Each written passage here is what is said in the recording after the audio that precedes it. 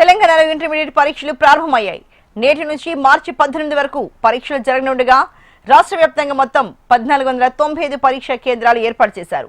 First year లో 4,89,126 మంది, second year లో 5,07,949 మంది కలిపి మొత్తం 9,97,075 మంది పరీక్షలకు హాజరు కానున్నారు.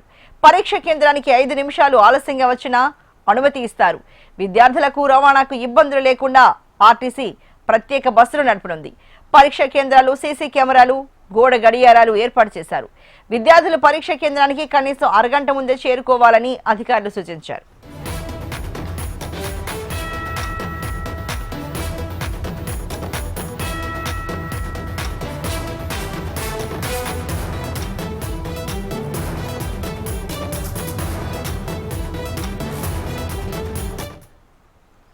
తెలంగాణలో ఇంటర్మీడియట్ పరీక్షలు ప్రారంభమయ్యాయి. నేటి నుంచి మార్చి 18 వరకు పరీక్షలు జరగనుండగా రాష్ట్ర వ్యాప్తంగా మొత్తం 1495 పరీక్షా కేంద్రాలు ఏర్పాటు చేశారు. ఫస్ట్ ఇయర్ లో 4,89,126 మంది, సెకండ్ ఇయర్ లో 5,07,949 మంది కలిపి మొత్తం 9,97,075 మంది పరీక్షలకు హాజరు కానున్నారు. పరీక్షా కేంద్రానికి 5 నిమిషాలు ఆలస్యంగా వచ్చినా అనుమతి ఇస్తారు.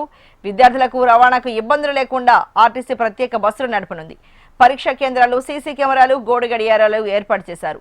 విద్యార్థులు పరీక్షా కేంద్రానికి కనీసం అరగంట ముందే చేరుకోవాలని అధికారులు సూచించారు.